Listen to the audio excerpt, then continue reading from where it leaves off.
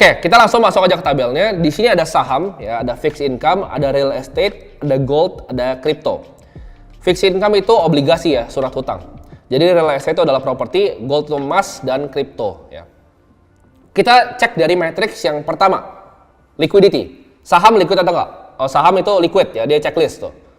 Yang kedua, fixed income, dia liquid atau enggak? Itu sebenarnya tergantung ya. Mungkin ada dari kalian yang bilang, oh fixed income tuh liquid, bisa dijual di pasar sekunder. Tapi ini gue ngomong untuk sebagian besar orang. Fixed income itu nggak liquid, biasa ada tenornya.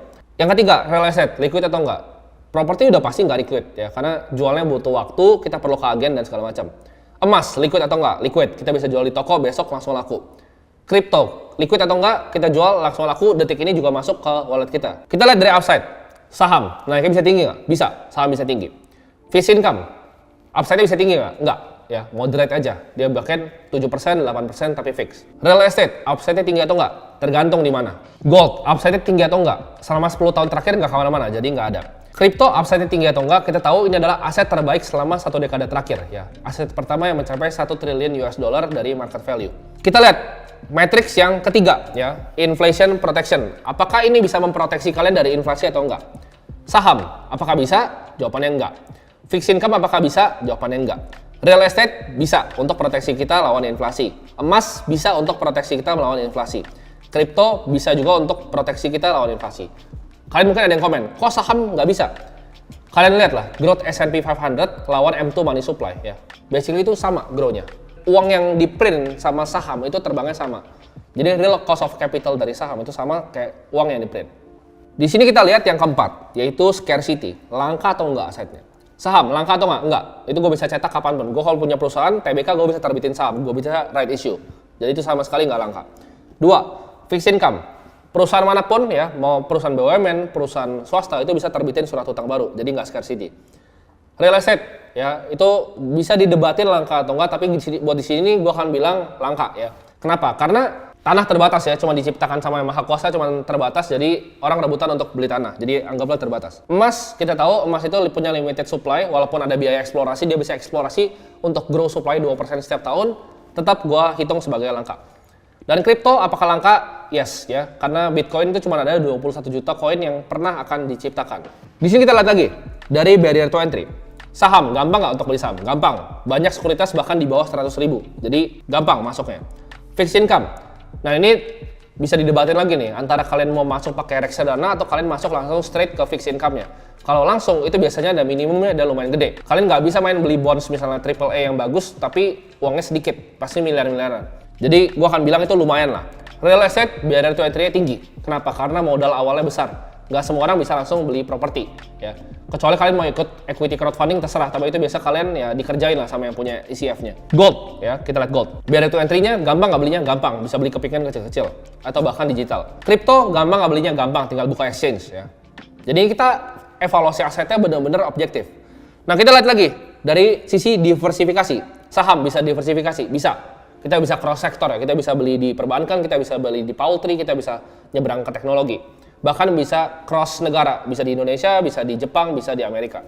Fixed income, bisa diversify. Ini bisa didebatin sih, ini juga bisa didebatin. Kalau kita bilang diversify antara kelas obligasinya bisa mungkin ya, yang mungkin AAA sama kita cari yang grade B yang lebih rendah, tapi bunganya lebih tinggi, kita diversify antara bonds yang benar-benar bagus, government bonds, sampai corporate bonds yang junk bonds itu bisa diversify, jadi bisa. Real estate, ini sulit ya, karena kalau kalian beli properti biasanya cuma beli satu, ya, karena mahal gitu. Kecuali uang kalian udah sultan gitu, kalian bisa diversify across negara. Contohnya, satu beli di Monaco, satu beli di Dubai, tapi itu kan tuh nggak mungkin lah. Kalian nggak nonton video ini kalau kalian bisa kayak gitu. Gold, emas, apakah bisa diversify? Enggak, ya cuma satu emas.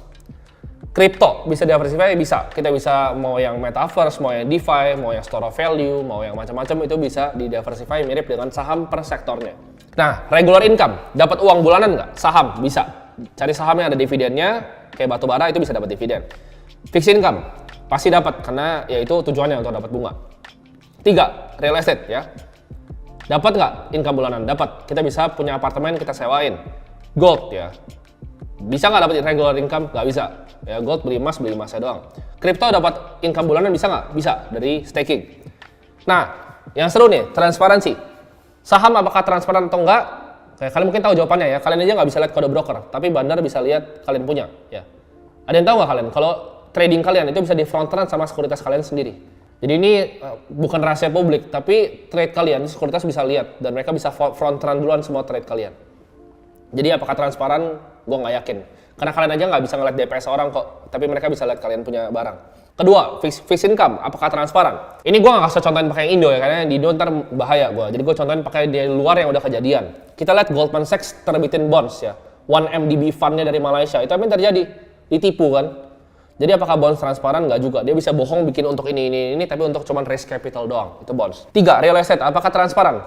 Yakin nggak lo transparan? Lo punya tanah nih, ya kan? Lu punya tanah, terus ada developer gede gitu. Developer gede mau bangun sebuah kompleks di tanah lu. Dia akan tawar pasti harga yang bagus. Nah, gitu. Jadi apakah transparan? Nggak juga. Terus ntar dia pakai berbagai macam cara lah untuk keluarin lu dari lahan lu sendiri. Jadi tanah lu apakah punya lu belum tentu gitu. Nah gold, transparan ya somewhat lah. Gue tahu ada kartelnya, ada mafia, tapi gold somewhat transparan. Crypto, lu bisa lihat semuanya ya. Mau Ethereum lu bisa cek di Etherscan.